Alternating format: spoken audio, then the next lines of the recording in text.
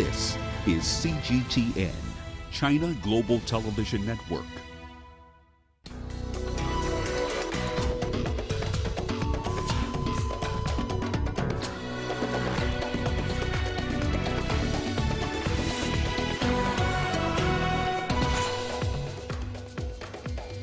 Lockdown around the White House. The U.S. is deploying thousands of National Guard troops in Washington ahead of Joe Biden's inauguration. A ray of hope as rescuers detect signs of life 8 days after a gold mine exploded in eastern China, trapping 22 men. And Ugandan President Yoweri Museveni denies claims of electoral fraud as he wins a sixth term in office. Welcome to Africa Live on CGTN with me, Beatrice Marshall, in Nairobi. Also coming up this hour, we look back on last week's scaled-down Great Ethiopian Run in our sports segment. We begin the hour in Sudan, where at least 48 people have died and 97 others have been injured in a militia attack on the western Darfur city of El Geneina. The attack comes just weeks after the United Nations peacekeepers began withdrawing from the region, citing progress made in addressing the conflict in Darfur. A human rights organization, the Darfur Bar Association, said the violence was triggered when one person stabbed a member of a rival tribe on Saturday. The governor of West Darfur has declared a state of emergency, imposing a curfew and authorizing the use of force in order to stabilize the situation. Similar incidents have occurred in Darfur since the conflict began in 2003, when the government of Omar al-Bashir armed militias to help repress a revolt. And moving to the United States, Joe Biden's top aide says the incoming president will sign about a dozen executive orders on his first day in office, including rejoining the Paris Climate Accord. Thousands of National Guard troops are being deployed in the streets of the U.S. Capitol through Wednesday, when Biden's inauguration takes place. This unprecedented show of force comes in the wake of the assault on Capitol Hill, fueled by those who believed President Donald Trump's false claims of electoral fraud. Trump says he will not be attending Biden's inauguration. Earlier, the government and the FBI released a joint intelligence bulletin which warned that false narratives about electoral fraud would serve as an ongoing catalyst for more anti-government violence by extremist groups. Toby Muse has more on the beefed-up security in Washington. Washington, D.C. feels militarized with up to 25,000 National Guard ready to be here in the city to protect this city ahead of the inauguration on January the 20th. If you see behind me how they're shutting down various streets across the city, you can see the police and the soldiers there and those trucks, and they're cutting many of the streets across this city. A vast part of downtown Washington, D.C. around the White House is closed to traffic already, and some roads and bridges will be entirely closed in the run-up to the inauguration. While authorities say they are on high alert, it's unclear exactly how many people will turn up as counter-protesters against inauguration. Authorities say they have information of planned protests at all 50 state capitals and Washington, D.C. Authorities continue to make arrests of those who were present for the storming of the Capitol on January the 6th. At least 2 have already asked for President Donald Trump to pardon them, saying they were doing it on his behalf. The Justice Department has launched an investigation into whether intelligence on the protests was sufficiently shared beforehand in what is widely considered a failure to prepare for the violence of January the 6th. Alex Azar, the Health and Human Services Secretary, has submitted his resignation. It's normally just a formality, but he used his letter to criticize Trump's actions and rhetoric, saying they could tarnish the legacy of his administration. Trump's Transportation Secretary and Education Secretary exited his administration early because of the violence. President-elect Joe Biden and Vice President-elect Kamala Harris introduced key members of their science team. Dr. Eric Lander will be their nominee to be Director of the Office of Science and Technology Policy. For the first time, that post will be cabinet level. This is a team that asks us to imagine every home in America being powered by renewable energy within the next 10 years. or 3D image printers restoring tissue after traumatic injuries, and hospitals printing organs for organ transplants. Biden has repeatedly criticized Trump's commitment to science, saying that the president has downplayed the threat of both climate change and the coronavirus. Toby Muse reporting for CGTN, Washington.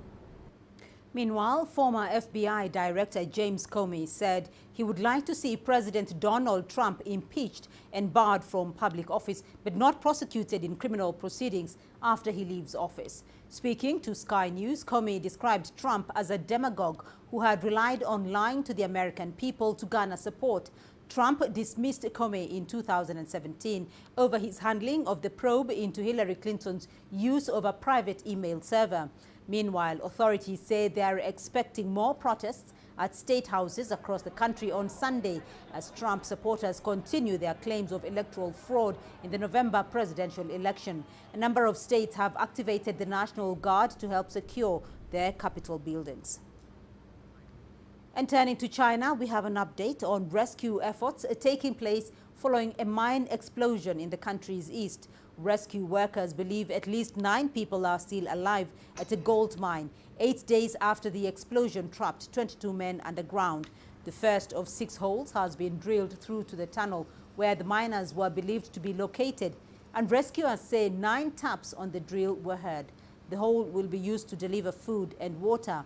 Our reporter Huang Yue has more from the scene. Finally, we've got some good news from the rescue operation site.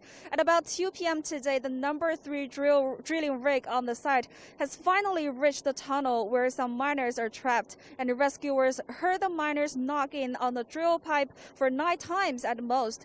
The rescuers said they can confirm that the 9 miners who were at the depth of 648 meters are alive, but still not sure about the condition of the rest of 13 miners at the depth of 698 meters. So reaching the tunnel doesn't mean rescuers can bring the trapped miners up to the ground through this drill hole, but at least it allows us to finally get contact with the miners. And previously experts were worried that there might be noxious gases in the tunnel which could endanger the miners, but now they are much relieved.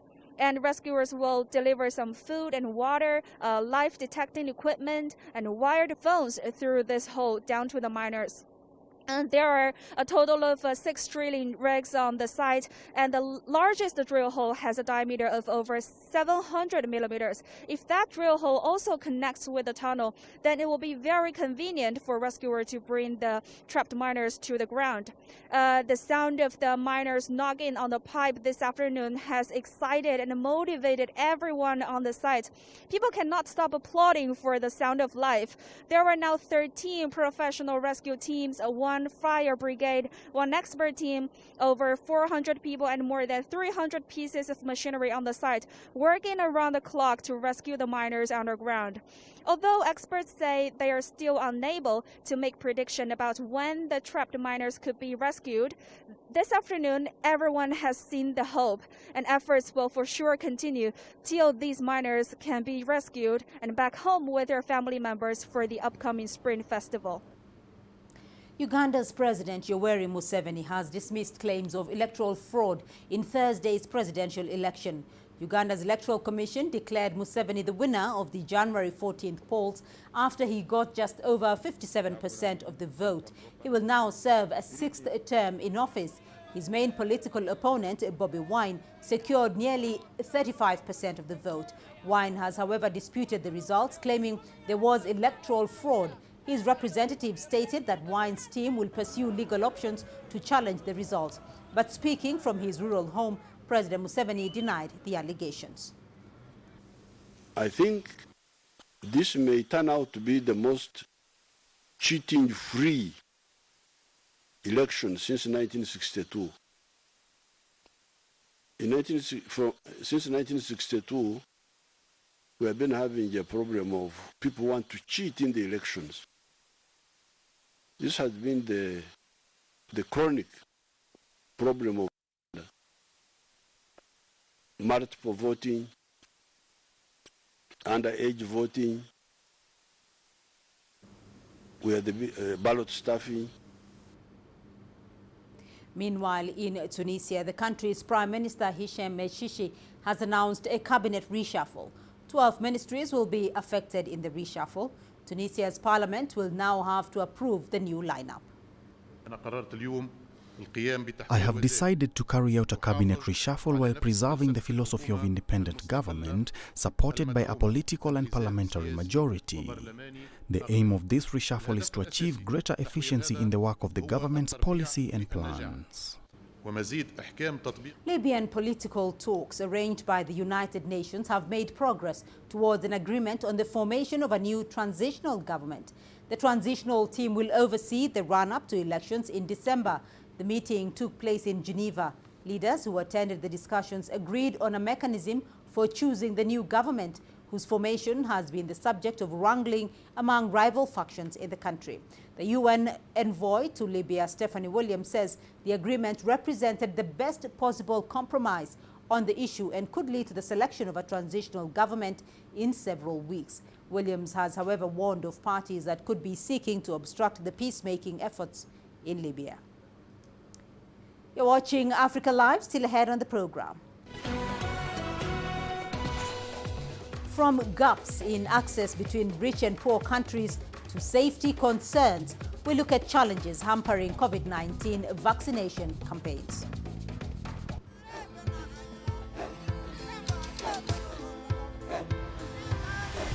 Africa is a continent of diversity, with varied climates and enchanting geography, and a people so distinct, but with a shared enduring spirit. We are at the heart of the continent to bring you the untold stories. Let's have a look. We celebrate Africa as it shapes its own destiny. Tunis, Sharia. Juba, Ethiopia, Africa Live. Find your voice.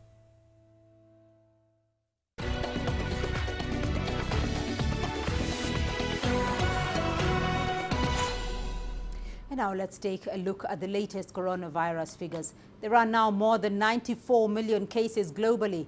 Over 2 million people have died.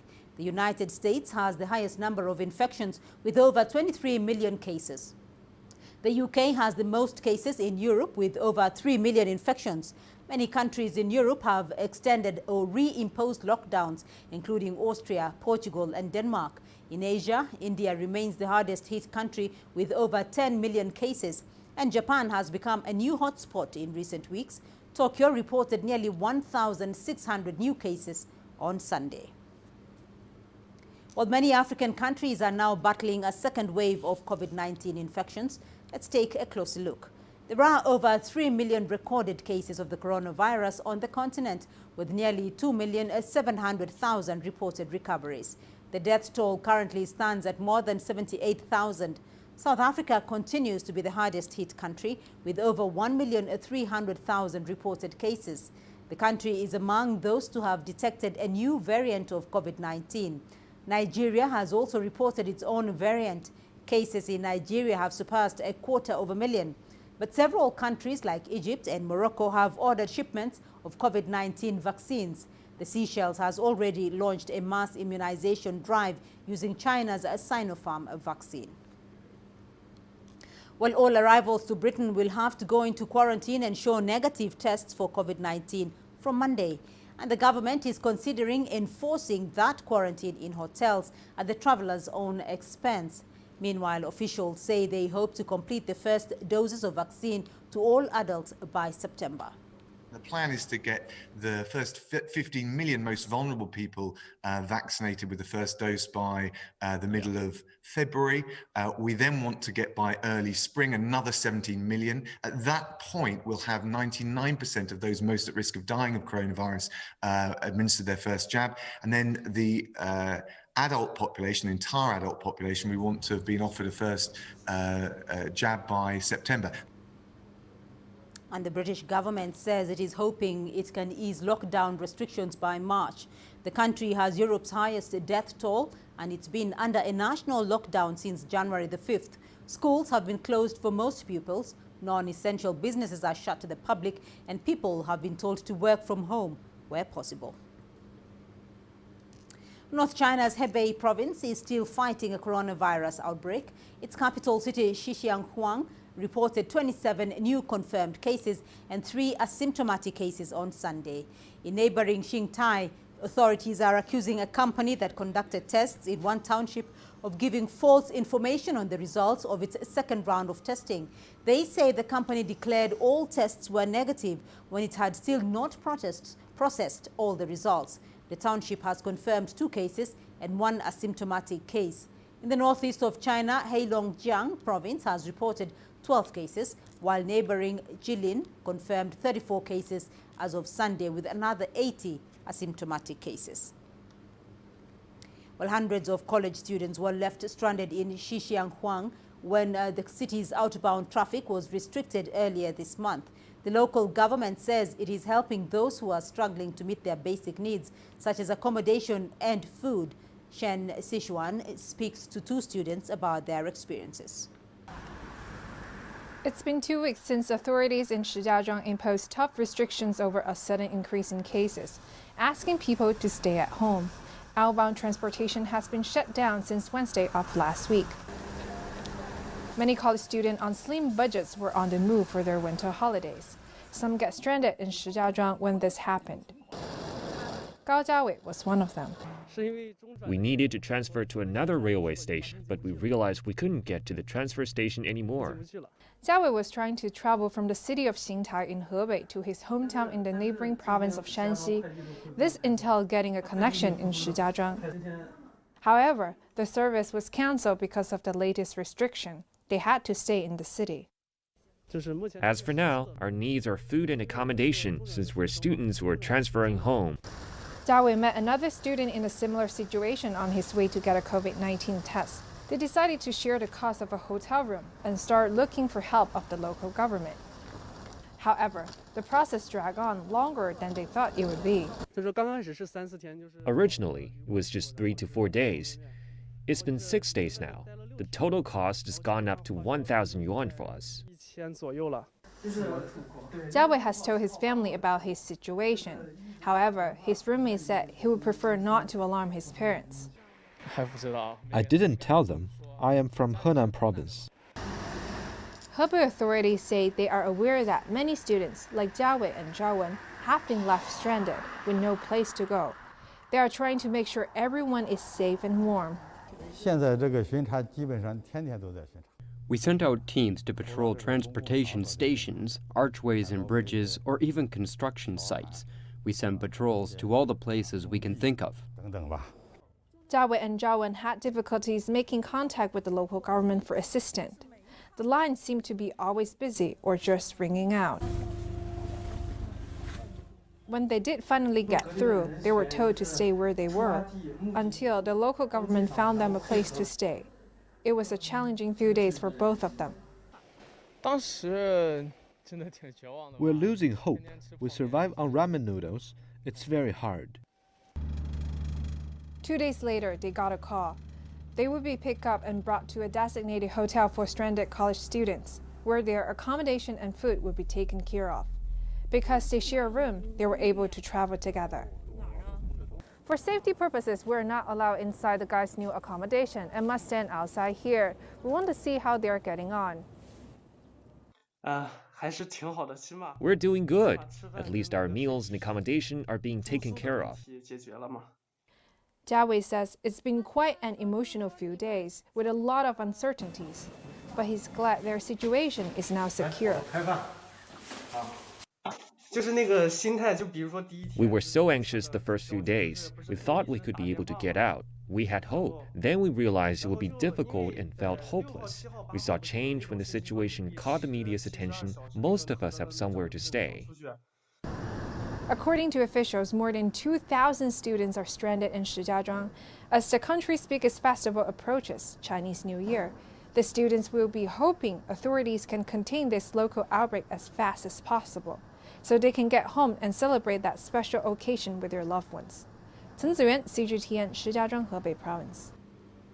While huge vaccination campaigns are continuing across the world, raising hopes that the end of the pandemic is in sight. However, experts say there's still a long way to go before the pandemic is brought under control. Let's look at some of the challenges that lie ahead.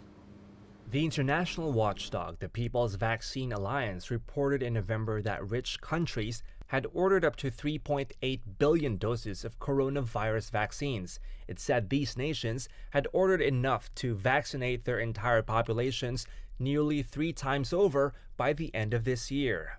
On the other hand, COVAX, the global collaboration which was formed to ensure poor countries got their fair share of vaccines, was only able to purchase 700 million. It added that 90% of the people in 67 poor countries that depend on COVAX were unlikely to get a jab this year. Experts say such inequality is counterproductive. Even as vaccines start protecting the most vulnerable, we're not going to achieve any levels of population immunity or herd immunity in 2021. And even if it happens in a couple of pockets in a few countries, it's not going to protect people across the world. The WHO now wants the international community to do more to ensure all countries have access to vaccines. Rolling out vaccines is one thing, but getting people to take them is quite another. Vaccine skeptics point to safety concerns due to their rapid development in 2020. Many say they're worried about the potential side effects from the shots. In the US, authorities say 21 people who received the first dose of the Pfizer-BioNTech or Moderna vaccines experienced severe allergic reactions, which were potentially life-threatening. In recent weeks, the world has seen new variants emerge and spread violently.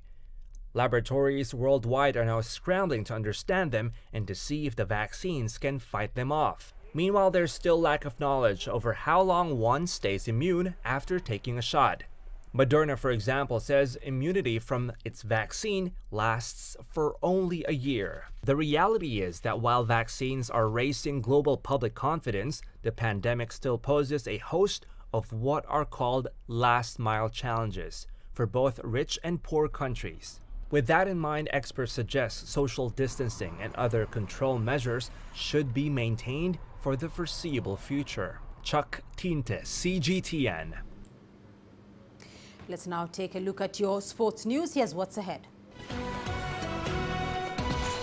We look back on last week's scaled-down Great Ethiopian Run.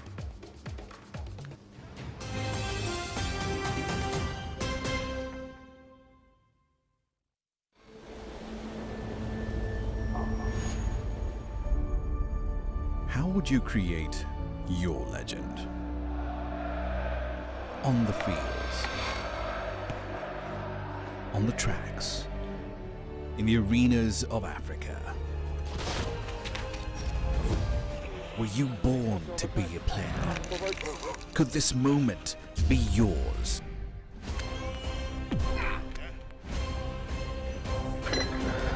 Sports Scene. Find your game.